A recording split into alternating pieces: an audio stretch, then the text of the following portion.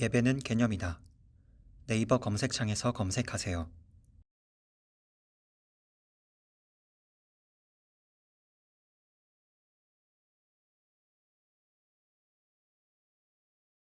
하나님 말씀 보셨습니다. 하나님 말씀 마태복음 6장 5절부터 6절까지 말씀 보셨습니다. 하나님 말씀은 마태복음 6장 5절부터 6절까지의 말씀, 신약성경 7페이지입니다. 신약성경 7페이지 마태복음 6장 5절부터 6절까지의 말씀 찾으셨으면 제가 봉독하였습니다. 또 너희는 기도할 때에 외식하는 자와 같이 하지 말라. 그들은 사람에게 보이려고 회당과 큰 거리 어귀에 서서 기도하기를 좋아하느니라. 내가 진실로 너희에게 이르노니 그들은 자기 상을 이미 받았느니라. 너는 기도할 때 내 골방에 들어가 문을 닫고 은밀한 중에 계신 내 아버지께 기도하라. 은밀한 중에 보시는 내 아버지께서 갚으시리라. 아멘. 이 시간은 산상수훈 28번째 강의가 되겠습니다. 바른 기도의 원리 첫 번째 입니다. 바른 기도의 원리 첫 번째 시간이에요. 여러분들 그거 눈치를 채셨는지 모르겠지만 지난 수요 예배 때도 우리가 선로 역정에서 살펴봤던 부분이 위선과 형식주의자에 관한 부분을 살펴봤습니다. 의도하지 않았는데도 굉장히 이 진도가 항상 이렇게 같이 나가는 것을 보면 하나님의 메시지가 굉장히 선명하게 들립니다. 근데 이 메시지가 선명한데 이것이 하나님의 선하신 그 섭리 안에서 이루어지고 있음에도 불구하고 이거 마음에 안 새이고 이거 회개 안 하면요, 그 저주받은 귀죠. 그거 제가 이렇게까지 좀 과격하게 얘기하는 이유가 있어요. 좀 마음에 좀 새기라고요. 저도 과격하게 얘기하고 싶지가 않습니다. 근데 우리가 살고 있는 이 시대는 과격하게 얘기하지 않고선 도무지 귀에 박히지가 않아요. 저는 세례 요한이나 예수님께서 왜 그렇게 위선자들을 향해서 심하게 말씀을 하셨나 하는 생각이 요즘에 굉장히 많이 듭니다. 세례 요한이 바리새인들이나 서기관들 같은 소위 위선자들을 향해서 뭐라고까지 얘기합니까? 이 독사의 새끼들이라고 하고 있잖아요. 번역이 굉장히 부드럽게 해서 그래요, 우리 한글 성경은. 근데 오리지널로 얘기한다면 독사의 새끼들이에요. 근데 독사의 새끼들로 안 보이죠, 여러분들이 보기에는. 아니, 율법 잘 지키고 종교 행위 빠짐없이 잘하고 나름대로 신앙생활 열심히 하는데 왜 그렇게 그 악담이야? 악담이 아닙니다. 예수님께서 가장 혐오하셨고, 그리고 구약에서도 하나님께서 가장 신랄하게 비판했던 것이 뭐냐면 위선적인 신앙생활이었습니다. 그 위선적인 신앙생활 중에서도 가장 하나님께서 혐오하셨던 것이 뭐냐면 예배 가운데에 하나님 앞에 거룩한 산제사를 드리지 않는 것들. 그러니까 예배를 한다고 하는데 어떻게 해요? 구약에서 예배는 뭡니까? 제사죠. 근데 제사에서 제물이 뭡니까? 소나 양이나 염소나 비둘기 같은 거, 이런 거 바치는데, 문제는 뭐냐면 그거 바치면서 뭘로 바치죠? 눈먼 것, 병든 것, 저는 것으로 바치는 거예요. 근데 문제는 오늘날에도 우린 예배를 그렇게 해요. 예배당에 몸뚱아리는 왔는데 여러분들 어때요? 여러분들이 하나님께서 정말 회개하라고 하는 거 회개 안 하죠? 그래서 여러분들이 이렇게 합니다. 요거는 조금 손해봐도 크게 지장이 없는 부분은 회개한다고 해요. 그게 눈먼 것, 병든 것, 저는 것으로 예배하는 전형적인 방식이에요. 예. 정말 하나님께서 그거는 회개해야 돼, 그거는 하나님 앞에 십자가에 못 박아야 돼 라고 얘기하는데, 하나님 요건 아니에요. 요거는 제가 포기할 수 없어요. 저는요, 요 정도까지는 제가 요거 없어도 별로 아쉽지 않은 눈먼 양, 저는 소, 이 정도쯤은 제가 그냥 하나님께 드릴 수 있어요. 그런데 주님, 요거는 제가 양보를 못해요. 그런 걸 신앙이 아니라는 거예요. 누가 성전의 문을 닫을 자가 있었으면 좋겠다라고 주님께서 말씀하셨죠. 그게 지금 한국교회 모습의 현실이에요. 한국교회 목사님들이 강단에 설교할 때 교인들이 그런 거 싫어하는 거 알죠? 그러니까 어떻게 합니까? 강단에서 그런 설교를 안 하는 거예요. 오케이, 그런 설교 안 하니까 자동적으로 교회는 많이 모이죠. 저도 알아요, 어떻게 해야지 교인들이 많이 모이는지, 어떻게 해야 사람들이 좋아하는지. 근데 그것 때문에 한국교회가 이 지경 됐다니까요. 그것 때문에 한국교회가 이렇게 부도덕하고 타락해. 근데 문제는 뭐냐면 교인들이 그런 목회자를 좋아해요. 그러면서 교인들은 이런 얘기하죠. 요즘엔 제대로 된 목사가 없다. 제가 보기엔 요즘엔 제대로 된 교인들이 없어요. 교인들이 어때요? 바울의 표현처럼 자기의 가려운 길을 긁어줄 교인들을, 목회자를 찾아다니죠. 가려운 길을 긁어주는 목회자 교회는 매어 터집니다. 매어 터져요. 매어 터지는데 요즘에는 더 잘 됐죠. 왜냐하면 다 비대면 예배한다고 하니까. 다 비대면 예배한다니까 어떻게 해요? 얼씨구나 잘 됐죠. 가려운 기도 긁어주고 편한 데서 에어컨 틀고 파자마 바람에 그냥 뭐 설교 듣다가 좀 지루하면은 뭐 군것질도 해가면서 화장실도 들락날락 해가면서 그렇게 예배해도 누가 뭐라고 얘기 안 하죠. 하나님 앞에서의 예배라는 개념이 없는 거예요. 하나님 두려움에 대한 개념이 없는 거예요. 하나님 두렵습니까, 여러분? 하나님의 말씀을 통해서 여러분들이 하나님의 심판대 앞에 섰을 때 언젠가는 심판받을 거라는 거 믿습니까? 그거 믿는 게 신앙이에요. 그거 두려워할 줄 모르면 그거 신앙 아니에요, 여러분. 근데 한국교회 교인들이 하나님의 말씀이 찔려도 뭐 개는 짖어라 나는 내 갈 길 가겠다 그래요. 그러면 신앙 아니죠. 그건 개떡 같은 신앙이죠. 그걸 어디 신앙이라고 얘기합니까? 그렇지 않습니까? 근데 한국교회가 뭐가 잘 되길 바래요. 여러분 위선자로 가득한데. 여러분 저는 제가 의도하지 않았는데도 불구하고 지금 수요 예배와 주일 예배가 이 위선적인 신앙에 대한 질타입니다. 그런데 이거는 하나님의 음성이라고 저는 확신해요. 하나님께서 우리들에게 이거 회개하라고 요구하신다는 거 좀 확신해요. 근데 문제는 뭐냐면 우리는 이런 거 들어도 별 느낌조차도 없는 사람들이 태반이라는 게 문제죠.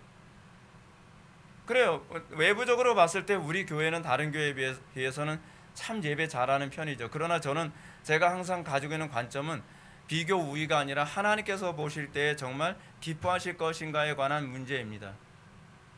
그리고 저는 제가 목자로서 여러분들에게 정말 해주고 싶은 것이 뭐냐면 이 마지막 때의 끝까지 믿음을 지킬 수 있는 성도들로 양육하는 것이 저의 목적이지 저는 다른 데 목적을 두지 않아요. 그래서 제가 이런 얘기를 했었습니다. 이번에 제가 그 집회 가서 저는 목사입니다. 저는 목축업자가 아닙니다. 그렇게 얘기했어요. 무슨 말인지 아세요, 여러분? 목축업자는요 양만 기르질 않아요. 염소도 길러요. 목축업자들은요 그냥 돈만 된다면 개나 소나 뭐 양이나 염소나 뭐 닥치는 대로 그냥 막 집어넣죠. 울타리 안에다가. 그렇죠? 왜냐면 그게 다 돈이 되니까. 저는 목축업자가 아니거든요. 저는 목자예요. 저는 양만 길러요. 교회 안에는 오늘날 근데 어떤 교회가 하나님께서 기뻐하시는 교회라고 생각합니까? 목축업자 같이 목회하는 사람들을 하나님께서 기뻐하실 거라고 생각하죠. 그리고 목축업자 같은 목회자를 좋아하죠. 왜냐하면 자기가 염소니까. 자기가 양이라고 한다면 사실은 목자를 찾지 목축업자를 찾지 않습니다. 근데 요즘 교인들이 찾는 목회자들은 목축업자예요. 목축업자. 그렇죠? 양이라도 좋고 염소라도 좋고 늑대라도 좋고 일이라도 좋고 뭐 사자라도 좋다. 일단은 숫자만 많으면 일단은 그만큼 돈을 많이 버니까. 하나님께서 기뻐하시는 거. 하나님께서 베드로에게 요구했던 것은 뭐였죠? 내 양을 치라, 내 양을 먹이라, 내 양을 치라. 주님께서 베드로에게 요구했던 것, 주님께서 오늘날 목회자들에게 요구하는 것은 양에 대한 의무를 다하는 목회자가 되는 것을 주님께서 요구하고 계십니다. 들을 귀는 자는 듣겠죠. 예. 그러나 양이나 염소 같으면 염소나 그렇지 않으면 늑대나 이리 같으면 안 듣겠죠. 듣긴 들어도 사실 듣지 않고 보기는 보아도 보지 않는, 귀를 막고 눈을 감아버리는 현상이 나타나겠죠. 그러나 여러분들이 정말 양이라고 한다면 내가 지금 이 상황에서 어떻게 하나님을 경외하는 삶을 살 것인가, 이 상황에서 어떻게 나는 하나님을 기쁘시게 하며 살 것인가에 관해서 고민할 수 있어야 된다고 생각을 합니다. 오늘부터 우리는 기도에 관한 두 가지 원리를 하나씩 살펴보게 될 겁니다. 그리고 제가 지금 계획하는 바로는 기도에 대한 원리 이번에 1, 다음 주에 2, 그리고 난 다음에 제가 곧바로 주기도문을 해석하는 것으로 본문 강의로 들어가지 않고 기도에 관한 원리로서 제가 이제 성령 안에서 기도함과 관련된 한 몇 개의 강의를 더 준비를 해서 그렇게 설교를 할 생각을 하고 있습니다. 이번 기회에 제가 이제 기도에 관한 부분을 확실하게 좀 정리를 좀 해놔야 되겠다라고 생각을 좀 하고 있어요. 왜냐하면 기도에 관한 부분이 정리가 안 되니까, 한국 교회가 지금 기도에 관해서 너무 모르니까 너무 사람들이 많이 망가지고 있어요. 심각하게 망가지고 있어요. 기도 없는 종교가 있을 수 있나요, 여러분? 그건 철학이에요, 철학. 제가 누누이 말씀드리지만. 근데 오늘날 기도가 없는 종교가 있는데 그게 기독교가 돼버렸어요. 다른 이방 종교도 기도를 굉장히 중요시 여깁니다. 근데 요즘에는 특히 우리 개혁파 교회들 같은 경우에는 별로 기도를 강조를 안 해요. 예수님의 본을 따른다고 얘기하는데 예수님이 여러분 어떻게 본을 보이셨죠? 예수님이 본을 보이셨던 게 무엇입니까? 예수님께서는 일단은 성전을 뭐라고 얘기하냐면 성전은 내 집은 기도하는 집이라 일컬음을 받을 것이라 그렇게 얘기했어요. 성전이 뭐죠? 그리스도인들이잖아요. 교회가 성전이잖아요. 그러면 기독교인들은 어떻게 일컬음을 받아야 정상이죠? 기도하는 자라고 하는 일컬음을 받아야죠. 그렇죠? 근데 기도 안 하죠. 예수님께서 성전 정화하러 딱 갔더니 문제가 뭐였어요? 기도를 안 해요. 그들은 종교 행위로만 가득해요. 그러니까 예수님 뭐라 그래요? 성전 정화하면서 내 집은 기도하는 집이라 일컬음을 받으려 하였거늘 너희들은 강도의 소굴이 되고 말았다. 돈이나 바꾸고 종교 행위나 하고 사기나 치는 그런 종교 소굴이 돼버리고 말았도다 라고 말씀하고 있다는 거죠. 오늘날 기독교인들의 모습이죠. 그렇죠? 내 집은 기도하는 집이라 일컬음을 받아야 되는데 여러분 기도하는 사람입니까? 저는 우리 교회가 기도하는 교회라는 평가를 받기를 원합니다. 얼마나 도덕적이냐, 얼마나 교리적으로 많이 아니냐 중요한 문제예요. 그러나 저는 그것보다 더 듣고 싶은 얘기는 회복의 교회는 정말 기도하는 교회다라는 평가를 저는 받고 싶습니다. 저는 설교를 조금 등한히 하더라도 저는 기도를 더 많이 하는 것이 더 중요하다고 생각하는 입장입니다. 저는 기도가 그만큼 중요하다고 생각을 합니다. 왜냐하면 예수님께서 그렇게 기도하셨기 때문에 그렇습니다. 예수님께서는 어떻게 기도하셨습니까? 예수님께서는 규칙적으로 기도하셨습니다. 습관을 쫓아 기도하셨습니다. 그것도 잠깐 기도하지 않으셨습니다. 예수님은 정말 누가 보더라도 기도를 배우고 싶을 정도로 예수님의 기도는 열정적이었고 탁월했습니다. 예수님께서는 12제자를 선택하는 데 있어서도 직관이나 어떤 이성이나 통계를 가지고 제자들을 선택하지 않고 밤이 맞도록 기도하고 난 다음에 12명의 제자를 선택하셨습니다. 예수님께서 원죄가 있으십니까? 그렇잖아요. 예수님이 성경을 모르십니까? 예수님은 성경을 누구보다 잘 알고 원죄도 없으시며 그분은 하나님이시기도 한 분이시지만 그럼에도 불구하고 예수님은 기도가 항상 앞섰습니다. 근데 하물며 우리가 뭔데? 우리가 예수님보다 얼마나 더 잘났길래 우리는 기도를 안 하나요? 예수님 할 일이 너무 많으시면 새벽 미명에 일어나서 기도하셨습니다. 그리고 예수님께서는 때로는 기도의 의무를 위해서 가르치는 것보다 무리들을 돌려보내고 한적한 곳에 앉아서 습관을 따라서 기도하셨습니다. 그것이 예수님께서 우리에게 보여주신 모습입니다. 우리는 예수님의 어떤 특정한 한 부분만을 따라가는 사람이 아니라 우리는 예수님의 삶의 모든 영역을 따라가기를 열망해야만 합니다. 위선적인 신자의 특징이 무엇인지 아십니까? 위선적인 신자들은 어떤 한 부분만을 특출나게 부각시켜서 나는 마치 예수님을 따라가는 신자인 것처럼 그 부분만을 과대 포장하길 좋아합니다. 그러나 정작 하기 싫어하는 종교적 의무는 등한시하거나 합리화하거나 그렇지만 오늘 본문에 나오는 위선자들처럼 그냥 하는 신용만으로 사람들한테 존경받기를 원하고 있습니다. 이것이 오늘날 한국교회가 벌써 한 기독교 역사 100년을 얘기하는데 이 100년이라고 하는 이 기간 동안 부패하고 타락하며 망가진 모습의 현 주소입니다. 예수님께서 가장 경계하셨던 이 바리새인의 누룩, 위선자의 삶을 살아가는 이 누룩에 관해서 예수님께서 그토록 경고하셨는데 한국교회는 외치지 않습니다. 신앙적 위선에 대한 회개를 전혀 외치지 아니하므로 한국교회 교인들을 전반적으로 보게 되면 굉장히 신앙생활이 위선적입니다. 형식주의자들입니다. 안 고쳐집니다. 가장 고치기 힘듭니다. 예수님께서는 십자가의 고난을 당하시는 것도 당신의 의지와 당신의 인내력과 당신의 결단력으로 십자가의 고난을 극복하지 않으셨습니다. 예수님은 하나님께 힘을 구했습니다. 그리고 예수님께서 힘써 기도하니까 천사가 돕더라 라고 합니다.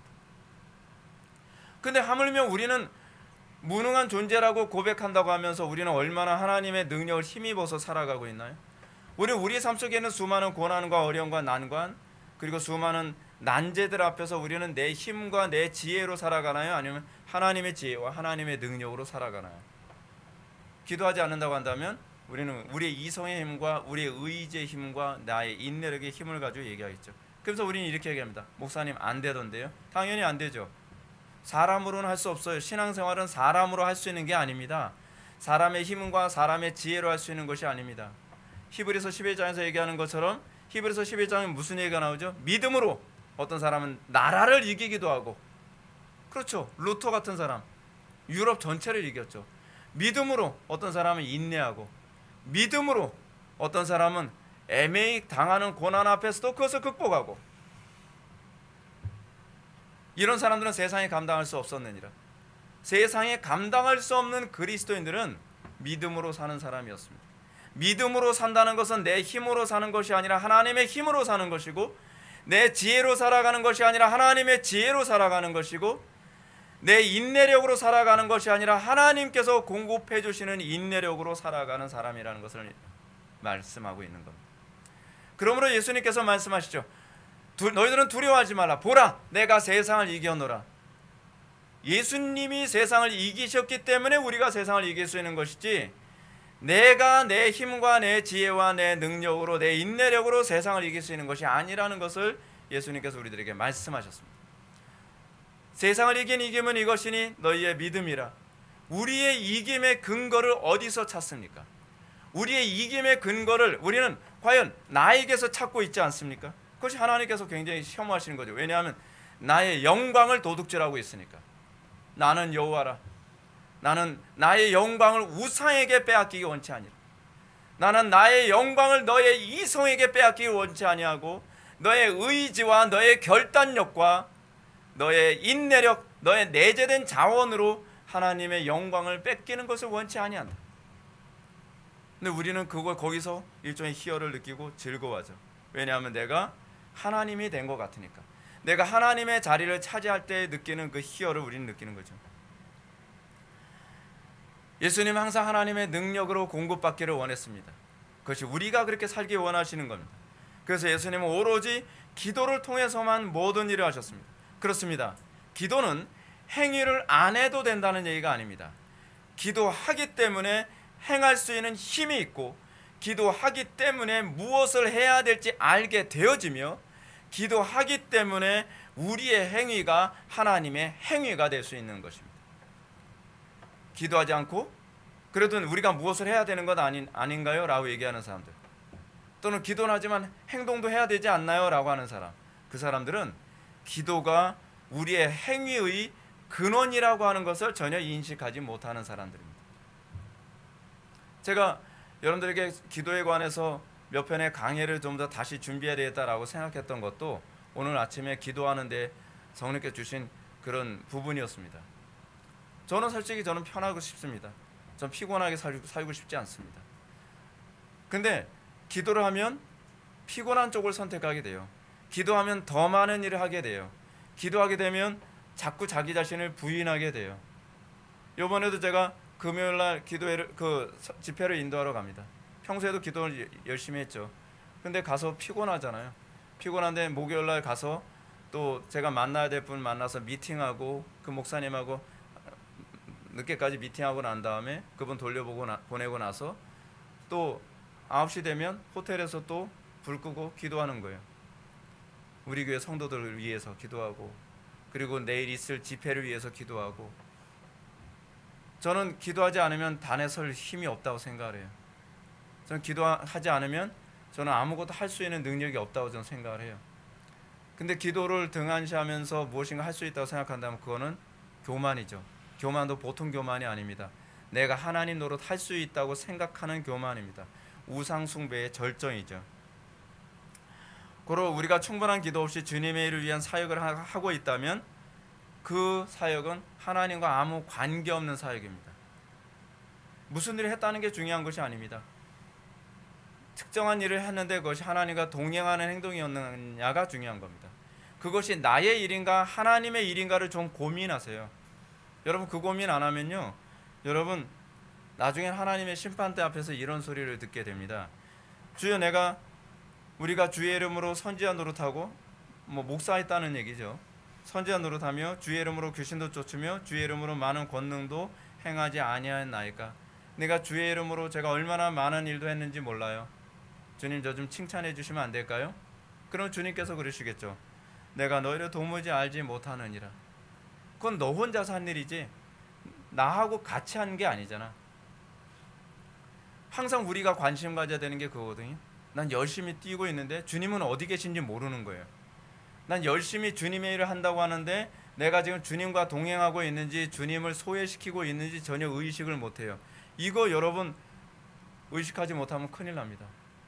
마치 6.25 동란 때 그런 일이 많았다 그러잖아요.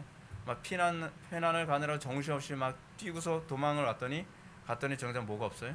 뒤에 업고 있던 애가 없는 거예요. 정신 차려야 돼요.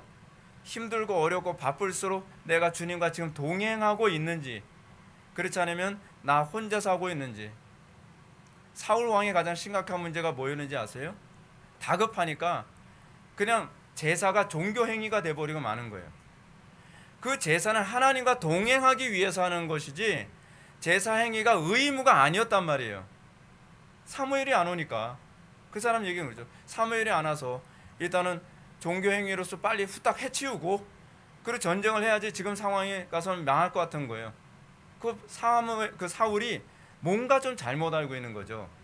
이 모든 전쟁의 기초는 내가 하나님과 동행했느냐 동행하지 않았느냐에 관한 문제지 졌느냐 이겼느냐에 관한 문제가 아니에요.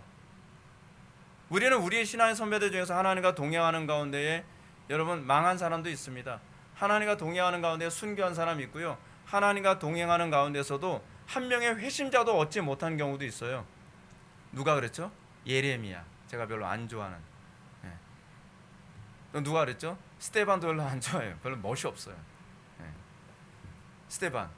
뭐 성령 충만했죠. 능력 충만했죠. 근데 뭐예요? 한 명의 회심자도 없이 오히려 돌에 맞아 죽었죠. 근데 하나님 앞에서 봤을 때 어때요? 그게 영광된 거죠. 하나님과 동행하는 것. 근데 우리는 어떻게 하죠? 하나님, 저는 당신이 나하고 동행하냐 동행하지 않냐 별로 중요하지 않아요. 중요한 건 이걸 승리하냐 실패하느냐에 관한 문제예요. 우리는 여기서 많은 오류를 보면 되니까요. 이걸 우리는 뭐라고 얘기하냐면 철학적으로 실용주의라고 얘기합니다. 우리는 실용주의가 몸에 익어 있거든요. 아주 푹 익었죠. 아주 야들야들할 정도까지 익었죠.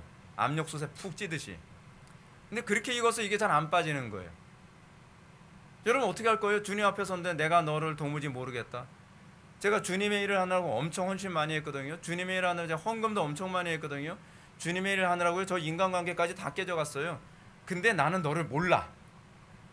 그때 나는 너하고 같이 있지 않았어. 그건 너 혼자 산 일이야 라고 하면 어떻게 할 거냐 말이에요. 우리는 삶의 매 순간순간마다 이런 하나님으로부터 이런 선고를 들을 것에 대한 두려움으로 살아가야만 합니다.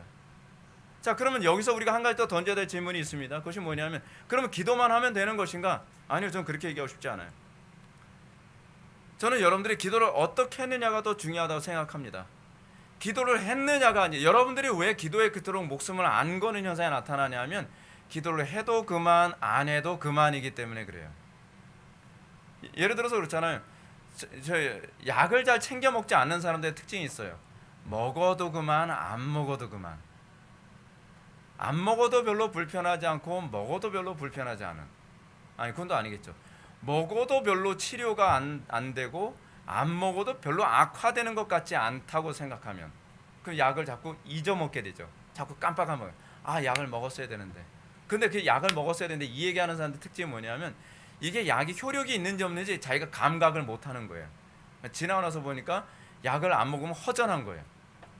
여러분 어떤가요? 여러분 기도 안 하면 허전한 건가요? 여러분? 기도 안 하면 뭔가 허예요? 근데 기도를 안 해도 별로 달라지는 게 없나요? 기도를 안 해도 여러분들 별로 살아가는데 지장이 없나요? 그러면 여러분들 기도 생활이 위선이 돼버리기 시작을 하는 거예요. 우리가 기도에 생명을 걸 수밖에 없는 이유가 뭐냐면 기도를 안 하면 살 수가 없기 때문에 그렇습니다. 그래서 기도를 생명이라고 얘기하는 거예요. 여러분들 밥을 먹을 수밖에 없는 이유가 어디에 있나요? 밥을 먹어도 그만 안 먹어도 그만이면 별로 생각 안 하죠. 근데 여러분들 말씀에 대한 이 열망은 뭐냐면 하나님의 말씀을 우리가 양식으로 삼지 않으면 살 수 없기 때문에 말씀을 사모하는 거예요. 그렇지 않은 경우는 어떠냐면 하나님의 말씀을 들었어도 삶 속에서는 여러분들 방식대로 살아가는 거죠. 왜냐하면 나에게는 애시당초부터 하나님의 말씀은 양식이 아니었거든요. 하나님의 말씀은 마치 간식 같은 거예요. 간식은 어때요? 간식 먹어도 별로 영양가 없잖아요. 간식 먹는다고 해서 뭐 아쉬울 건 없잖아요. 먹으면 좋고 안 먹으면 좀 약간 아쉽고. 저는 여러분들에게서 하나님의 말씀은 간식인지 주식인지, 여러분들에게서 주식은 철학인지 그렇지 않으면은 간식인지. 사실은 전 철학은 간식으로도 칠 가치가 없다고 생각을 하지만요. 하지만 중요한 건 이겁니다. 우리는 이 기도 때문에 행할 힘을, 원동력을 얻게 되는 것인가? 기도 때문에 어떻게 행할 바를 알게 되는 것인가? 기도 때문에 우리는 어려움을 극복할 수 있는가? 그거죠. 저는 제가 항상 기도를 강조할 수밖에 없는 것은 저는 기도하면 무엇을 행해야 될지 알겠더라고요. 기도하게 되면 무엇을 대비해야 될지 알겠더라고요. 그것에 대해서 열정을 주시고 그것을 위해서 헌신하게 만들고, 그리고 기도를 하게 되면 그 시작한 일을 마무리 질 때까지 인내할 수 있게 되더라고요. 그래서 우리는 기도로 시작해서 기도로 끝나는 존재가 될 수밖에 없는 겁니다. 그래서 기도는 생명일 수밖에 없어요. 저는 제가 만약에 기도하지 않았다고 한다면 우리 교회가 이 정도로 순수함과 이 정도의 아름다움을 유지할 수 있었을까? 저는 불가능하다고 생각을 해요. 여러분들이 저를 대단하다고 조금도 볼 필요가 없는, 저를 대단하다 안 볼 사람들도 있는데 괜히 김치국물, 저는 김치국물 좋아해요. 예, 깔끔하거든요, 먹고 나면. 근데 여러분, 제가 그나마 이렇게 목회할 수 있었던 것은요, 저의 능력이 하나도 없어요. 저는 이렇게 말할 수 있는 능력도 없고, 이렇게 목회할 수 있는 지혜도 없고, 이렇게 인내할 수 있는 인내력도 없어요. 그 모든 것이 기도로부터 나오기 때문에 여러분들이 듣기 싫을 정도로 제가 19년 동안 기도를 입에 붙이면서 살 수밖에 없는 겁니다. 저는 여러분들이 저를 싫어해도 좋아요. 왜냐하면 저는 여러분들을 살리는 유일한 길은 여러분들을 기도하는 사람으로 만드는 것이라는 것에 대한 확신이 너무 강하기 때문이에요. 기도해야 돼요. 여러분들 기분 나쁘게 하려고 얘기하는 게 아니에요. 이것이 여러분들을 살리는 유일한 길이기 때문에 그래요. 기도를 잘 모르겠다고요? 진짜 알기를 원한다고 한다면 배우려고 애써야 돼요. 어떻게 기도해야 되는지 열망하고 몸부림치고 애써야 돼요. 이걸 애쓰지 않는다고 한다면 여러분, 좋은 건 여러분들에게 주어지지 않습니다. 여러분, 우리 그러잖아요. 다 영어 잘하고 싶죠. 근데 영어는 여러분 잘하고 싶다고 해서 잘해지는 게 아닙니다. 그렇죠? 어떤 사람이 영어를 잘하죠? 그만큼 대가를 치른 사람이 영어를 잘하는 거죠. 첫째, 뭐예요? 학원비. 그렇지 않으면 시간. 그렇죠? 그만큼의 노력. 근데 우리는 기독교 신앙에 대해서는 그렇게 생각을 하지 않아요. 기독교 신앙은 대가 안 치러도 그냥 주어지는 줄 알아요. 그렇지 않습니다. 비용 계산 교리가 있잖아요. 누가복음에. 우리가 정말 기도에 대해서 알기를 원한다고 한다면 그만큼의 대가를 치른 만큼 기도에 관해서 눈을 뜨기 시작을 합니다. 그런데 정말 거룩하게 살기 원한다고 한다면 주님께서 뭐라고 말씀하세요? 비용 계산해. 너희 가정에 하나님의 나라가 임하기 원해? 그러면 그만큼 비용 계산해. 너희 교회에 하나님의 나라가 그만큼 임하기 원해? 비용 계산해. 뭐로요? 십자가로. 우리의 정과 욕을 십자가에 못 박은 만큼 여러분들의 가정이 하나님의 나라가 임하고 여러분들의 교회, 이 회복의 교회에 하나님의 나라가 임하는 거죠. 근데 문제는 우리는 신앙은 공짜라고 생각해요. 그래서 우리 교회는 자판기도 공짜가 아니에요. 100원이라도 넣으라는 거예요. 예. 교재도 공짜로 안 줘요. 왜냐하면 이것이 성경의 원리이기 때문에. 우리는 대가를 치르는 법을 배워야 돼요. 우리는 대가 치르는데 되게 인색해요. 그건 신앙이 아니에요. 기독교 국가들마다, 복음이 들어간 나라마다 사람들이 정당한 대가를 치르는데 굉장히 정직합니다. 그것이 소위 크리스천 스피릿이에요. 그리스도인들은 그런 사고로 살아가는 거예요. 그래서 정직하다고 얘기하는 겁니다. 우리는 공짜 정신을 기독교 신앙으로 생각하면 안 돼요. 그거는 그리스도조차도 우리에게 대가를 치르고 우리에게 생명을 주셨는데 왜 우리는 대가 치를 생각을 하지 않나요? 그죠? 이런 차원에서 우리는 소위 기도에 관해서 서론적인 차원에 우리는 주기도문을 살펴보기 전에 우리는 두 가지를 우리는 살펴보게 됩니다. 첫 번째 뭐냐면 바리새인들의 위선적인 기도가 무엇인가에 관해서 이번 시간에 살펴보게 될 것이고, 그리고 다음 시간에는 이방인들의 잘못된 기도가 무엇인가에 관해서 다음 시간에 살펴보게 될 겁니다. 원래 같으면은 원래 계획대로라면은 그 다음 주에 주기도문에 관해서 본문을 통해 우리는 기도에 관해서 배우겠지만 그거는 제가 좀 뒤로 미루고 그 사이에다가 기도에 관한, 성령 안에서 기도하는 것이 무엇인가에 관한 기도 가르침을 제가 한 4-5강을 좀 집어넣을까 지금 그렇게 생각을 하고 있습니다. 이런 차원에서 우리가 첫 번째로 소위 바리새인들, 오늘날 교회 안에서 흔히 나타나고 있는 바리새인들의 기도란, 그릇된 기도란 과연 무엇인가에 관해서 살펴보겠습니다. 5절 말씀 한번 볼까요? 5절. 또 너희는 기도할 때 외식하는 자와 같이 하지 말라. 그들은 사람에게 보이려고 회당과 큰 거리 어귀에 서서 기도하기를 좋아하느니라. 내가 진실로 너희에게 이르노니 그들은 자기 상을 이미 받았느니라. 아멘. 지금 예수님께서는 이 마태복음 6장 부분에 와서 바리새인들의 위선적인 그 종교 행위에 관해 얘기하면서 항상 반복적으로 얘기하시는 것이 저희는 자기 상을 이미 받았느니라 라고 하는 부분입니다. 그 얘기는 무슨 얘기냐면 정상적인 경건행위라고 한다면 받아야 될 상이 있는데 그 정상적인 경건행위를 통해서 받아야 될 것을 안 받고 다른 것을 받고 그것으로 만족하는 종교인들의 신앙 행태에 관해서 예수님께서 지적하고 계시는 거예요. 근데 문제는 뭐냐면 오늘날 교회 안에 그런 게 되게 많아요. 어떤가요, 여러분들? 예배 가운데 여러분들은 어떤 상급을, 어떤 보상을 받기를 원하죠? 예배를 통해서 내가 변화되는 거죠. 여러분들의 상급은, 여러분들의 기업은 그리스도입니다. 여러분들 예배를 통해서 그리스도를 소유하게 된 영광을 가지고 나가야 돼요. 근데 여러분들이 교회 안에서 여러분들이 기대하는 게 뭐냐면 내가 오늘 예배 나름대로 잘했다라고 하는 자기 의의를 상급으로 여기고 보상으로 여기고 나가고 있다는 거죠. 아, 얼마나 바보 같습니까? 얼마나 바보 같아요. 진짜 좋은 거, 예를 들어서 금은방에 딱 갔는데 금은방에 막 루비, 사파이어, 막 다이아몬드, 뭐 엄청 막 다이아몬드가 완전히 막 물방울 다이아몬드 같은 거 막 여기다 막 박은 거 막 그런 거 있는데 그 진짜로 된 좋은 다이아몬드 반지를 자기가 받고 나갈 때 그 기쁨하고 이미테이션 비스무리한 그런 가짜 보석 반지 가지고서 굉장히 좋아 가지고 나가는 모습, 이게 오늘날 교회 안에서 흔히 일어나는 일들이고 마귀가 여러분들에게 노리고 있는 부분이 이거죠. 뭐라 그래요? 그 좋지, 그 반지 좋지, 그 맥기도 괜찮은 맥기야. 맥기 이렇게 도금이란 얘기예요. 옛날에 맥기라 그랬어요. 그 도금도 괜찮아. 그 유리긴 한데 그 이쁘잖아. 일단은 진짜보다 더 이쁠 수도 있어. 그러면서요. 그런데 그거 가지고 좋아서. 근데 우리는 마귀한테 그렇게 속구면서 살고 있다니까요. 저는 예배 가운데 여러분한테 정말 주고 싶은 건 여러분들이 그리스도를 만나는 거예요. 여러분들이 그리스도를 기업으로 얻고 돌아가는 인생을 살게 되는 거예요.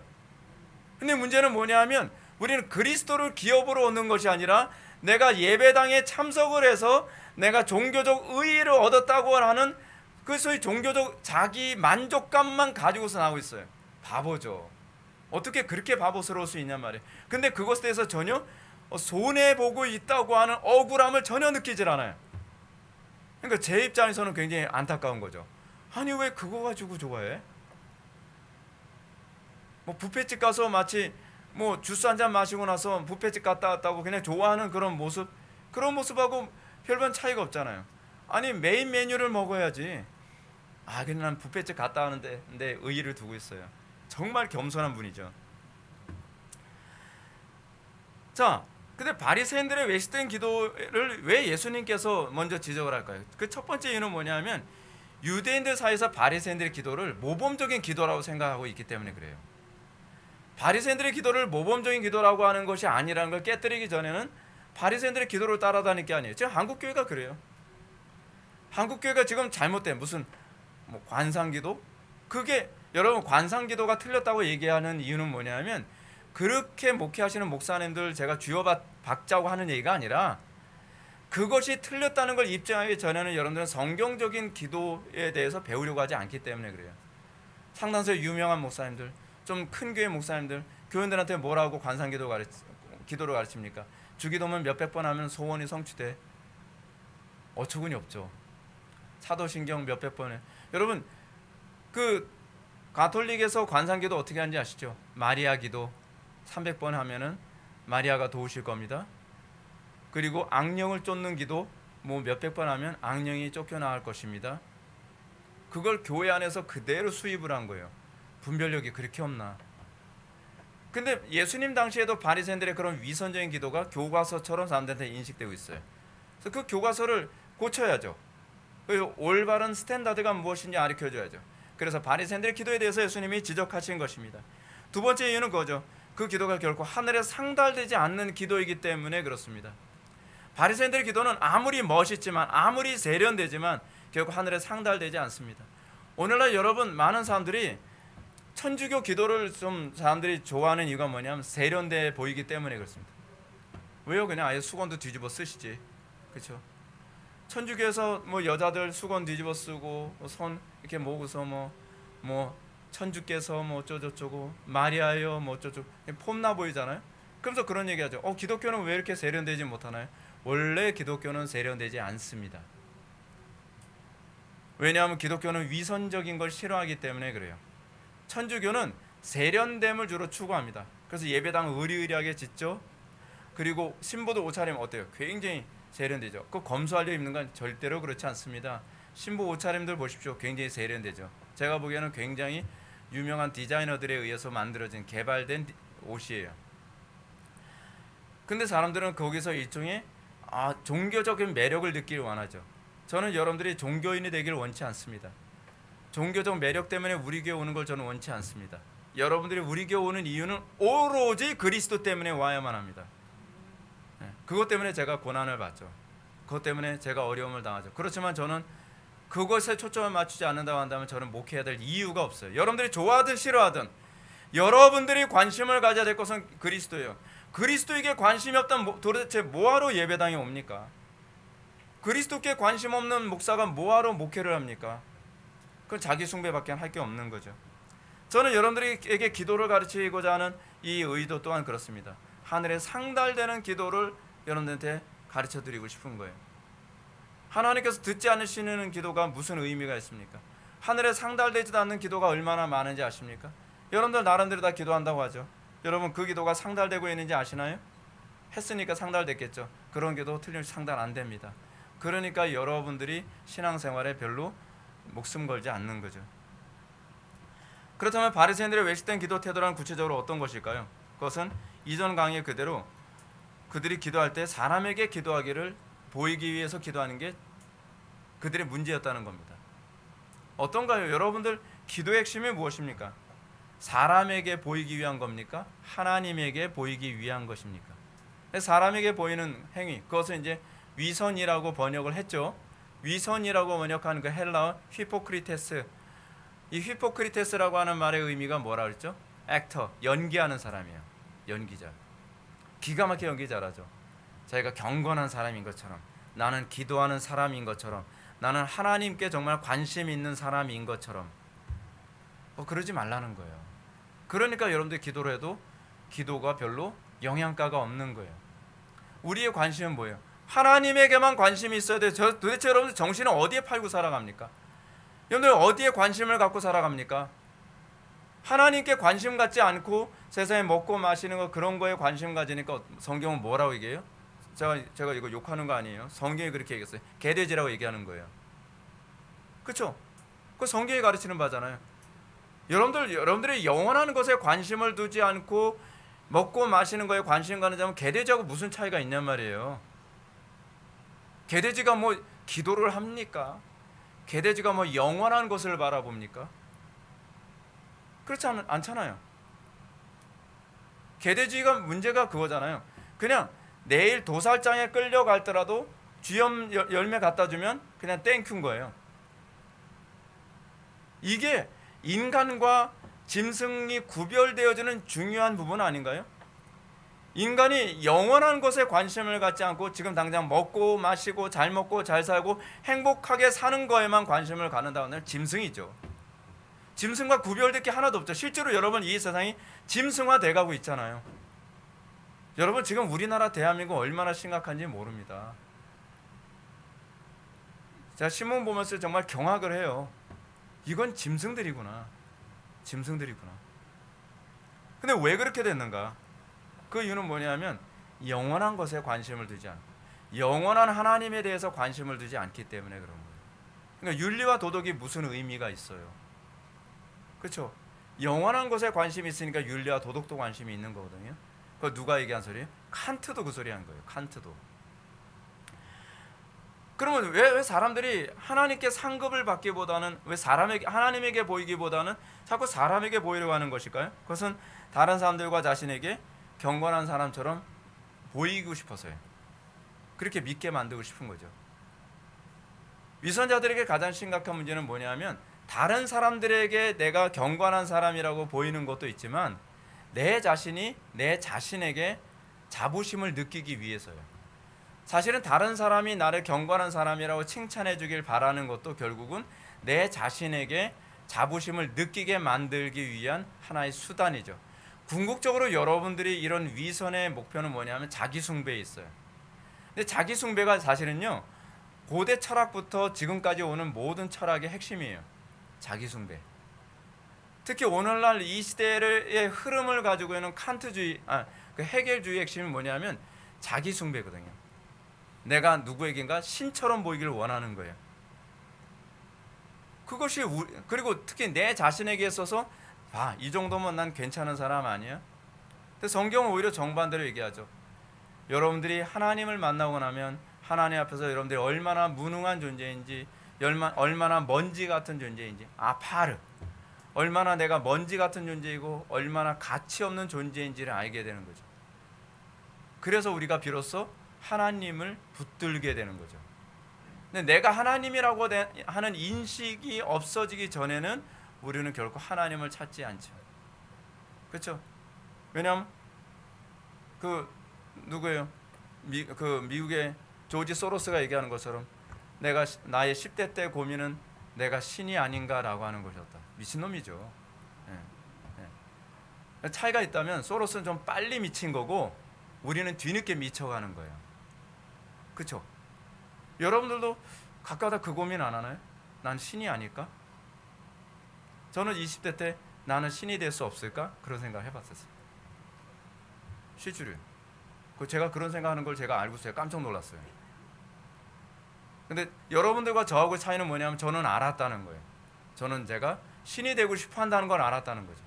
그래서 명함으로 나무젓가락도 잘라보고, 그건 명함으로 나무젓가락 잘라서 뭐 하겠어요? 예. 아니 웃기잖아요.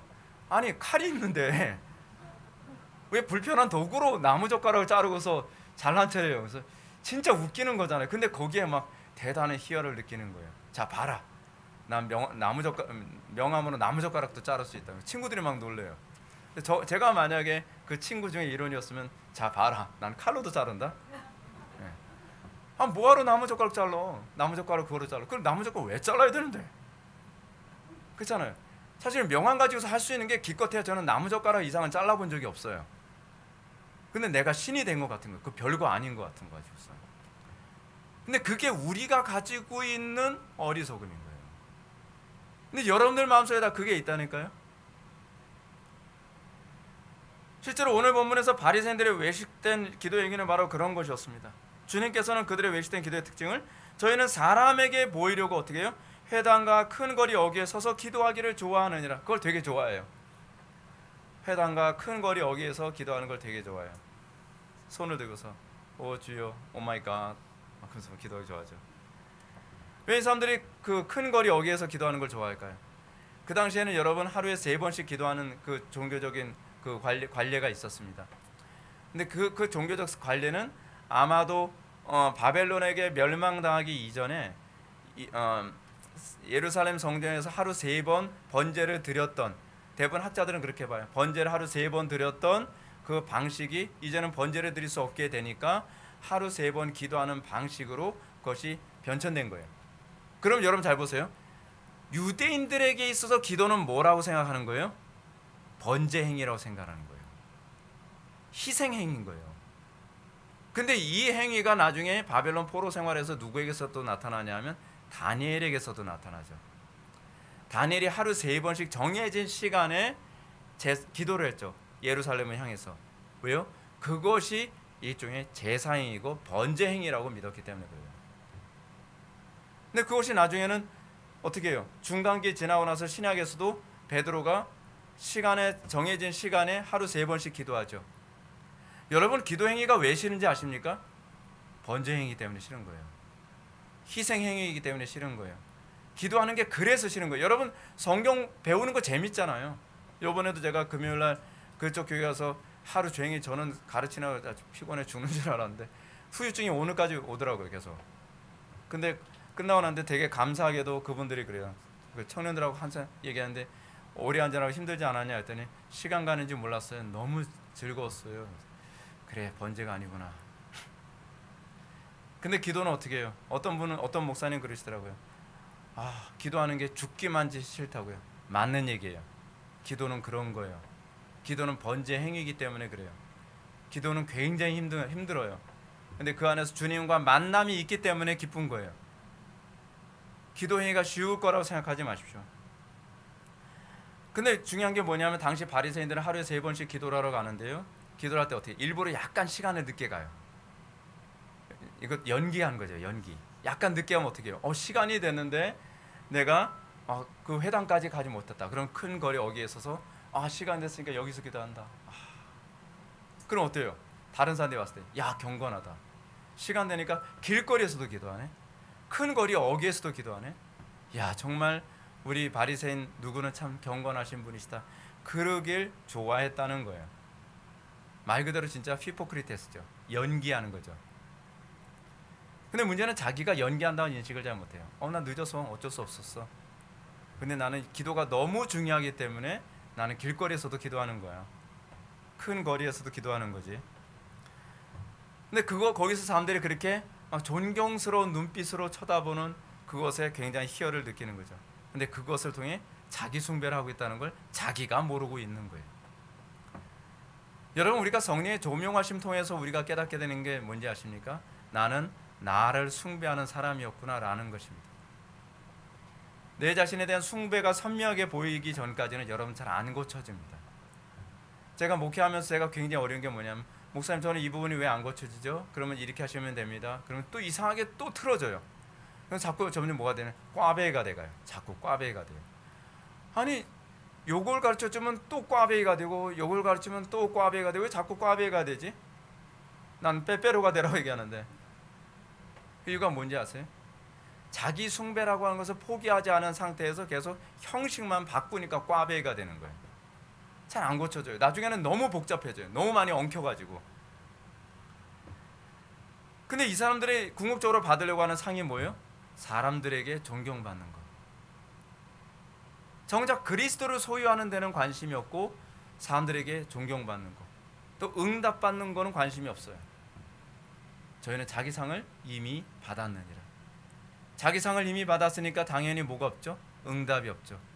여러분, 응답이 없는 이유가 뭔지 아셨죠? 여러분들이 왜 응답 못 받는지 아시겠죠? 이미 응답 받았기 때문에 그렇습니다. 어머, 진짜 벌써 받았나요? 그 응답이 아닙니다. 하나님으로부터 오는 응답이 아니라 사람에게로부터 여러분들이 기대하는 걸 받았기 때문에 그렇습니다. 하나님께서는 사람에게 이미 그것을 받았다고 한다면 하나님께서 응답해 주실 이유가 없는 것입니다. 우리는 하나님께만 응답받기를 바라야만 합니다. 하나님께만 우린 보상받기를 바라야만 합니다. 그 기도만이 참된 능력이 있는 기도가 될 것을 믿으시기 바랍니다. 이제 저는 이런 바리새인들 같은 외식된 기도를 하고 있는지를 우리 자신이 그렇게 기도하고 있는가라고 하는 것을 살펴볼 수 있는 중요한 시금석 몇 가지를 제시하고자 합니다. 첫째는 바리새인들처럼 외식하는 기도의 사람들은 자기 기도에 대해서 결코 만족스러운 응답이 왔는지 꼼꼼히 살피지 않는다는 것이죠. 그렇죠? 왜 살피지 않죠? 그들이 기대하는 게 아니기 때문에 그렇습니다. 그들은 사실 뭘 기대합니까? 그들이 진짜 기대하는 것은 무엇입니까? 다른 사람들이 나를 경건한 사람이라고 봐주는 것, 다른 사람들이 나를 하나님처럼 봐주는 것, 아니 더 정확하게 얘기합시다. 내 자신에 대한 자부심이 생기는 것. 그죠? 그것이 여러분들이 사실 기대하는 거 아닌가요? 내가 기도했다는 것 때문에 역시 나는 경건해. 내가 종교생활 열심히 했다는 것 때문에 역시 나는 다른 사람보다 나아. 그래서 이런 모습이 뭐로 나타나죠? 세리가 예배하는 거 보면서 주여 저는 저 세리 같지 않음을 감사하나이다. 저는 저 가늠한 음란한 여자 같지 않음을 감사하나이다. 그런 날마다 그거로 상을 받고 응답을 받았기 때문에 그렇습니다. 다른 사람에 대한 정죄를 굉장히 잘하는 사람 특징은 이미 그것을 상으로 여기기 때문입니다. 그래서 이 얘기가 바로 앞에 나오는 거예요. 5장에서요. 두 번째 특징은 이것입니다. 그들은 결코 구체적이지 않습니다. 그들의 기도가 구체적이지 않은 이유가 무엇일까요? 구체적일 필요가 없기 때문에 그렇습니다. 여러분, 그리고 항상 우리의 기도가 구체적이게 만드시는 분은 성령님이십니다. 여러분, 성령 안에서 기도하는 것의 특징을 사도 바울은 뭐라고 얘기하고 있죠? 너희들이 구할 바를 알지 못하나 성령께서 말할 수 없는 탄식으로 구할 바를 알게 하신다. 그 구할 바를 알게 하실 때에 성령께서는 구체적으로 어떻게 기도해야 될지를 알게 하십니다. 예를 들어서 우리는 어떤 지체를 위해서, 어떤 형제를 위해서, 어떤 자매를 위해서 기도하는데 그 형제나 자매를 위해서 기도할 때 우리는 생각지 않았던 구체적인 기도가 나옵니다. 이 자매를 위해서 기도합니다. 이 자매가 지금 건강이 너무 안 좋은 것 같다 그러면 뭐하고 막 얘기를 하게, 그러니까 하나님께 막 건강하게 해주세요라고 기도를 하다가 갑자기 성령께서 새로운 조명을 주시죠. 그러면서 이렇게 기도하는다. 하나님, 그 자매가 건강 관리를 위해서 규칙적으로 운동하게 해주시고 그리고 먹는 거를 잘 가려서 먹을 수 있게 해주십시오라고 기도가 그렇게 나오게 되는, 굉장히 구체적이에요. 누가 그렇다는 얘기가 아니에요. 누가 과식을 한다는 뭐 그 얘기하는 건 아니에요. 네. 우리 교회 자매들은 날씬하기 때문에 괜찮습니다. 근데 중요한 게 뭐냐면 웃지 말아요. 네. 제가 누구 보고 하는 소리 좀 들리니까.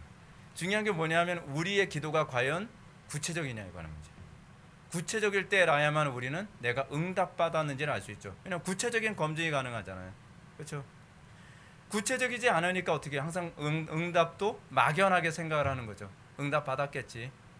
응답 받았을 거야. 하나님께서 뭐 약속하시면 뭐 응답하시는 분이시니까. 근데 그렇게 나오는 사람들의 특징이 뭐냐면 믿음이 하나도 성장을 안 해요. 기도는 많이 하는데 하나님에 대한 신뢰가 별로 오르질 않아요. 그냥 뭐든지 막연해요. 하나님에 대해서요. 그거는 기도 생활 잘못하고 있다는 얘기입니다. 위선적으로 기도 생활하고 있다는 얘기예요. 그러면 우리는 어떻게 해야 이런 외식된 기도에 빠지지 않을 수 있겠습니까? 다시 말해서 우리는 어떻게 해야 주님께서 기뻐하시는 참된 기도를 할 수 있을까요? 6절 말씀 한번 보실까요? 6절 다 같이 한번 읽어보시겠습니다. 6절 다 같이 읽겠습니다. 시작.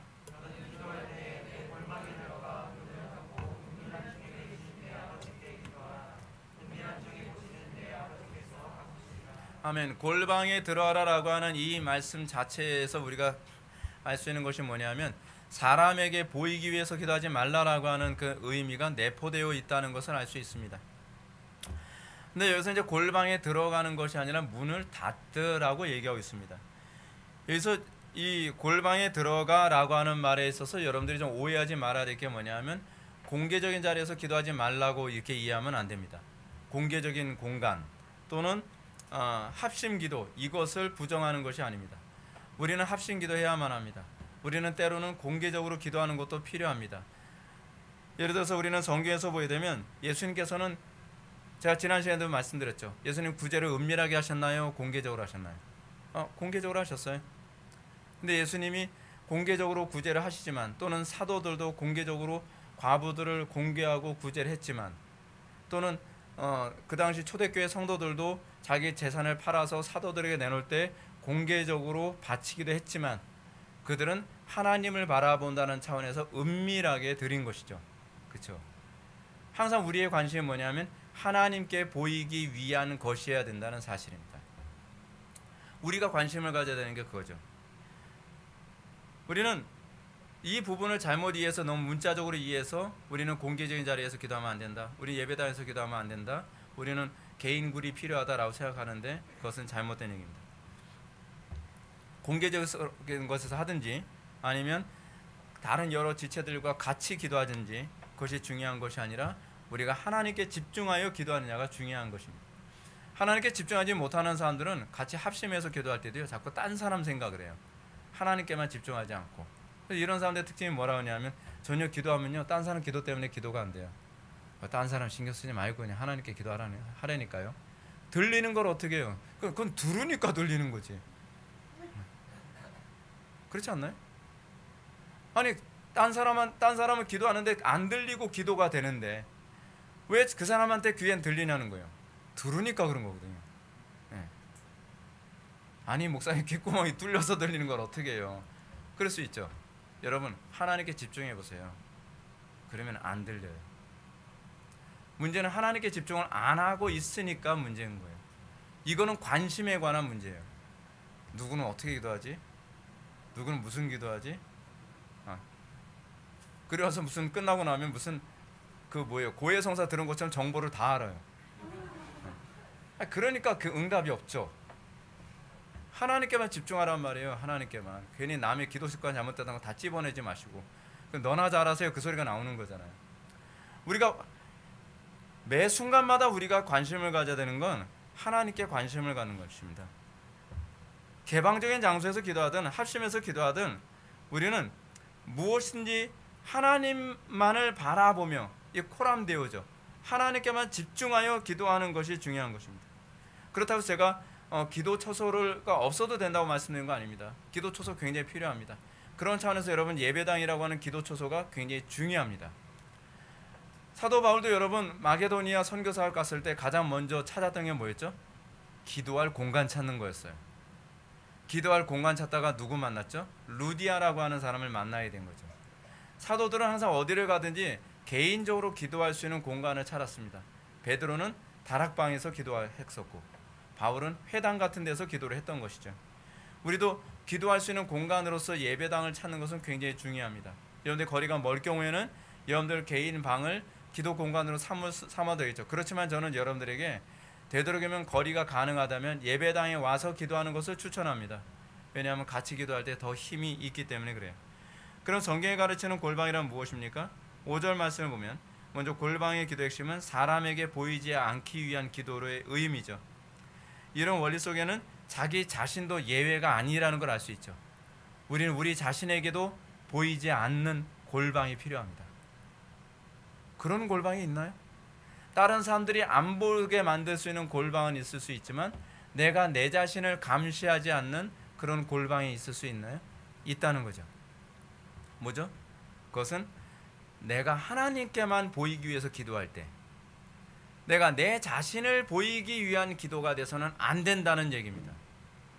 우리의 기도가 상달되지 아니하고 우리의 기도가 오늘날 능력이 없는 이유가 뭐냐면 우리 자신을 가장 자주 관찰하고 프라이드를 갖게 만드는 관찰자가 있는데 그게 바로 자기 자신이라는 거예요. 역시 너 기도 잘해. 너는 정말 경건해. 너는 정말 대단해. 라고 박수 쳐주는. 근데 우리가 정말 관심을 가져야 되는 대상은 나는 오로지 하나님만 바라보는 거. 하나님만 바라보는 거. 그런데 이 골방 기도와 맞물려서 우리 주님께서 하신 말씀이 뭐예요? 문을 닫고 기도하라고 얘기합니다. 문을 닫고. 그럼 무슨 얘기죠? 전적으로 모든 정신과 관심사를 하나님께만 집중하라는 거예요. 하나님께만. 근데 우리는 문을 안 닫죠. 우리는 귀도 열어놓고 눈도 열어놓고. 제가 옛날에 막 제가 수련회 인도할 때 제가 괜히 깜짝 놀랐던 게 하나 있어요. 같이 막 기도하는데 어떤 형제가 눈을 딱 뜨고서 기도를 하고 있어요. 저 눈이 딱 맞췄어요. 깜짝 놀랐어요. 아니 왜 눈을 뜨고 기도하지? 여러분 우리가 왜 기도할 때 눈을 감는지 아십니까? 그것은 골방의 기도가 되게 하기 위해서예요. 내 귀와 내 눈과 내 모든 오감을 오로지 하나님께만 집중하고 다 닫았다라는 의미에서 우리는 눈을 감는 겁니다. 여러분 우리는 어떤가요? 우리는 기도하면서 사람들 들락날락 발자국 소리 무슨 별 소리 다 들어가면서 우리는 그렇게 기도하는 경우가 있죠. 그 기도가 하늘에 상달되나요? 여러분 우리가 성경을 보게 되면 오로지 하나님께만 집중하고 있는 기도를 많이 보게 되죠. 한나의 기도 보십시오. 한나가 기도할 때 어떻게 해요? 굉장히 폼나게 기도하지 않았죠. 한나가 온전히 하나님께만 집중을 하다 보니까 어떤 일이 생깁니까? 그 당시에 그 제사장이었던 엘리가 보면서 뭐라 그래요?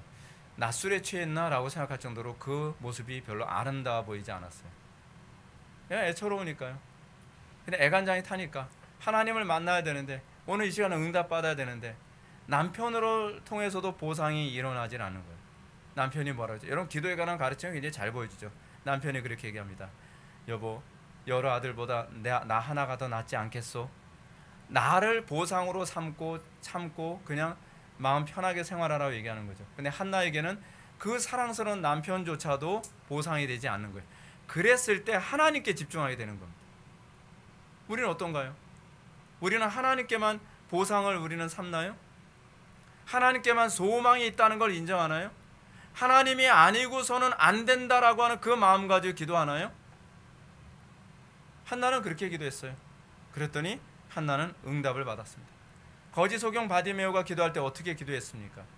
주변 사람들의 멸시와 천대와 막 손가락질 받아가면서 다윗의 자손 예수여 나를 불쌍히 여기소서. 모든 사람들이 시끄럽다 조용히 해라 저리 가라 어디 거지가 냄새나게 여기 왔냐? 소용이 없었어요. 다윗의 선 예수의 나를 불쌍히 여기소서. 그리스도밖에 안 보이는 거예요. 기도는요, 나는 그리스도밖에 안 보입니다에 대한 고백입니다. 정말 바디메오 말로 배는 게 없죠. 온전히 그리스도만 보이는 거예요. 그게 복된 겁니다. 근데 바리새인들의 기도는 그렇지 않았습니다. 바리새인들의 기도는 사람들을 의식하는 기도였습니다. 사방에 많은 사람들이 다 보도록 문을 열어놨습니다. 자 봐라, 내가 얼마나 경건한가. 자 봐라, 내 자신이요, 내 자신이 얼마나 대단한 존재인가. 여러분 어떤가요? 여러분들 삶 속에서 내 자신이 얼마나 대단한 존재인지 과시하고 싶은 심정으로 인생을 살아가지 않나요? 나는 이런 존재야, 나는 이렇게 대단한 존재야. 어디 까불어. 우리는 거기서 일종의 희열을 느끼고 인생을 사는 즐거움이 있다고 생각하지 않나요? 다 허영입니다. 나이 들어 보십시오. 늙어 보십시오. 다 헛되고 헛되하나니. 이거 빨리 깨닫는 것이 이게 복입니다. 솔로몬이 그거 깨달았다는 거 아니에요. 이제 우리는 참된 기도 원리로서 점검해야 될 두 번째 원리를 볼까요? 은밀하게 보시는 하나님.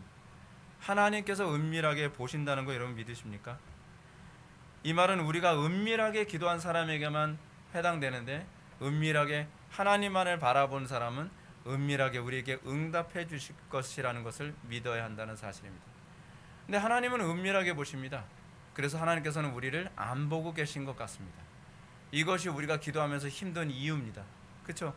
기도할 때 어때요? 하나님께서 불꽃 같은 눈으로 쳐다보고 계신다는 걸 느끼면 기도할 만하죠. 근데 그렇지 않아요. 근데 이 은밀성 또는 은익성이라고 하는 이 부분을 예수님께서는 그 당시 복음서에서 우리에게 너무나 잘 보여주고 계시죠. 예수님을 찾는 사람들에게 마치 예수님은 관심이 없는 것처럼 취급하셨습니다. 열대했던 혈루병 앓는 여인이 정말 예수님 만나겠다고, 예수님 옷자락에다 한번 붙잡겠다고 하는데 예수님 하나도 안 도와주시죠. 그렇죠? 여러분들 같으면 어떻습니까? 그러면 좀 그쪽에 가서 좀 야 옷자락 붙여봐, 그렇게 해줄 것 같잖아요. 예수님은 신경도 안 써요. 그냥 더 가요, 더 가. 이 여자는 간신히 한 1m 왔는데 예수님은 3m 가고 계세요. 어떻게 보면 냉정한 것 같죠.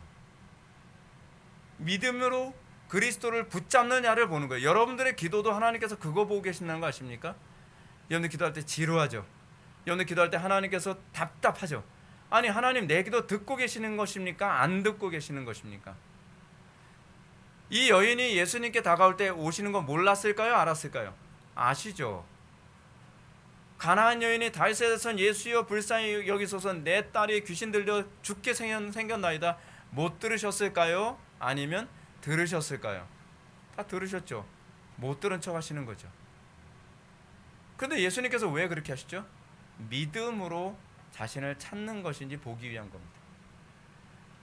그래서 기도는 오직 믿음, 솔라 피데예요. 믿음이 아니고서는 할 수 없어요. 믿음이 아니면 중도에 포기해요. 믿음이 아니면 대충 해버리고 말아요. 믿음이 아니면 다른 것으로 보상을 얻으려고 그래요. 여러분 그렇게 하지 않나요? 기도하다가 까짓거 뭐 예수님이 안 해주시면 그냥 뭐 내 방식대로 하지 뭐. 자기 상급을 자기가 찾는 거죠. 그래서 응답이 우리에게 없는 겁니다. 우리에게 응답이 없는 이유는 뭐냐면 상급을 내 스스로 셀프죠, 셀프 서비스. 그러니까 문제가 되는 거예요. 믿음이란 우리에게 상 주시는 이심을 믿는 겁니다. 하나님께서 우리의 기도에 응답하실 것을 믿는 것이 믿음입니다. 그것을 믿지 않는다고 한다면 도대체 뭘 믿음이라고 얘기하게요? 교회 왔다 갔다 하니까 믿음이라고 얘기합니까? 바리새인들도 하죠. 교회로 왔다 갔다 하는 것이 믿음이 아니라 이러는 가운데서도 끝까지 인내하며 그리스도를 붙잡는 것. 그 예수님께서 과부의 강청 비유로 말씀하시죠. 과부의 강청 비유. 밤낮 부르짖는 자녀들의 기도에 듣지 아니하시겠나이까? 반드시 들으신다는 거죠. 들으십니다. 여러분들의 작은 신음소리에도 주님은 다 느끼고 계십니다. 안타까워하십니다. 그러나 주님은 여러분들의 믿음의 기도로 기도하기를 원하시는 것입니다. 마지막으로 우리가 점검해야 될 부분은 이것입니다. 마지막으로 세 번째 바른 기도의 원리는 내 아버지께서 갚으시리라 라고 하는 것입니다. 하나님만 응답해 주실 수 있는 분이심을 믿어야 된다는 것입니다. 바른 기도는 다른 것에 응답을 추구하지 않는 것입니다.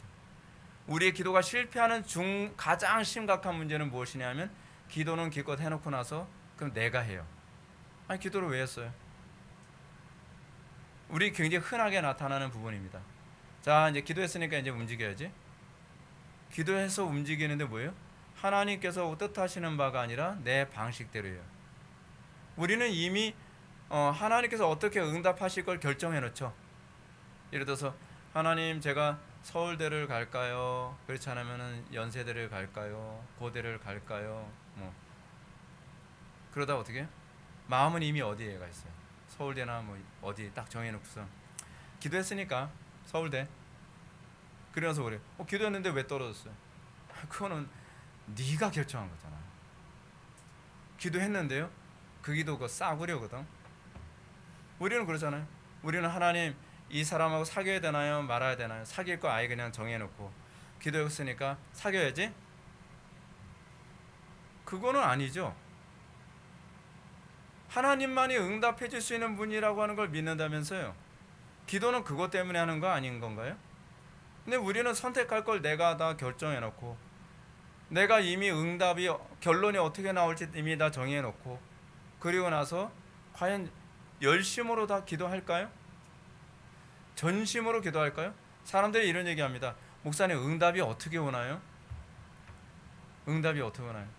네가 응답을 구하지 않으면 응답이 와. 근데 우리는 내가 모든 걸 다 결정하고 나서 응답을 구하려고 하니까 오늘 응답 받았어요. 사업을 할까요 말까요? 해놓고 나서 성경 구절 어디서 찾아요? 꼭 이렇게 폈더니 우연히 뭐 욥기 8장 나오던데요. 뭐 우연히가 아니겠지. 내가 보기엔 맨날 거기만 펴봤겠지. 그래서 기도하면서 뭐예요? 응답 받았다는 거예요. 자기 상을 자기가 이미 받은 거죠. 참된 기도, 올바른 기도는 응답이 하나님으로부터 올 때까지 인내하는 겁니다. 자, 우리는 엘리야의 기도 알죠? 엘리야가 기도할 때 어떻게 합니까? 기도하는데 구름이 안 와요. 구름이 올 때까지 기도하는 겁니다. 그게 올바른 기도예요.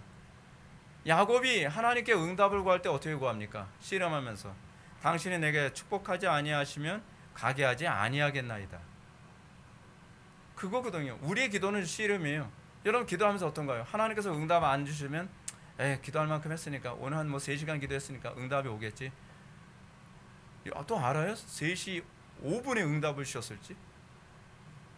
근데 여러분 이 땅에서 수많은 사람들이 대부분 성공 못하는 사람들 특징 거의 98%가 성공하기 전에 대부분 포기하는 사람들이래요.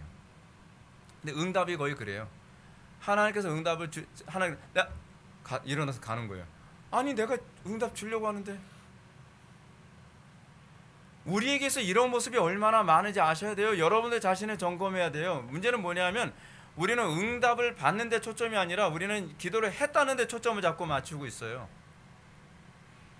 날마다 우리는 응답 받는 데 초점을 맞춰야 돼요. 주님께서 뭐래요? 하물며 하나님께서 그 밤낮 부르짖는 택하신 자들의 원한을 풀어주지 아니하겠느냐? 그들에게 오래 참으시겠느냐? 그렇게 말씀하시는데 하나님께서 해결해 주실 거라 생각하고 안 하고 어떻게 나도 기도할 만큼 기도했다. 이제는 실력 행사를 내가 해야 되겠다. 이게 하나님의 뜻이겠지. 근데 주님께서 뭐라 그래요? 마지막 때 참 믿음 뭐겠냐? 이런 믿음 뭐겠냐? 이게 정확하게 헬라어 원문에 의하면 텐피스틴. 그 믿음 뭐겠냐?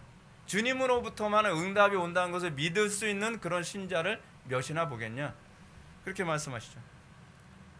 결론 들어가겠습니다. 오늘날 바리새인들 기도에 대해서 살펴보면서 오늘날 우리의 기도는 과연 바리새인들 같은 기도 아닌가요?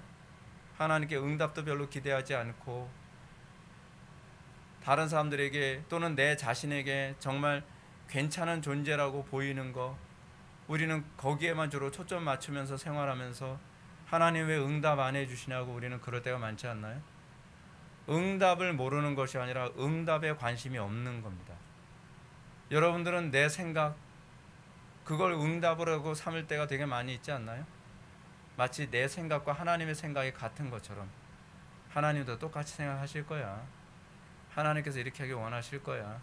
근데 기도해 보세요. 하나님 생각은 내 생각은 완전히 다릅니다. 우리는 우리 자신을 자꾸 신으로 취급하는 걸 좋아해서 하나님 생각과 내 생각이 다르지 않을 거라고 생각해요. 그것이 자기 신격화거든요. 사랑하는 성도 여러분, 우리가 이 땅에서 그 신앙이란 그가 계신 것과 또한 그가 자기를 찾는 자들에게 상 주시는 이심을 믿는 것이 신앙인 것을 믿으시기 바랍니다. 하나님을 찾으십시오. 주의 이름을 부르십시오. 우리가 주님으로부터만 응답이 있고 주님으로부터만 상급이 있음을 믿는다고 한다면 여러분들은 다윗처럼, 여러분들은 야곱처럼, 여러분들은 12해 동안 혈우병 앓았던 여인처럼 여러분들은 그런 기도를 추구하게 될 것입니다. 기도하시겠습니다. 사랑이 많으신 하나님 아버지, 우리가 위선적인 기도를 하지 않게 하여 주시고 우리가 진정으로 하나님을 만나길 원하고 하나님으로부터만 응답이 있고 상 주심을 우리가 믿는 그 믿음 안에 거하게 하여 주옵소서. 사람에게 보이기보다는 하나님께만 보이기 원하는 그런 골방의 기도가 우리의 삶 속에 훈련되게 하여 주옵소서. 예수님의 거룩하신 이름으로 기도올옵나이다. 아멘.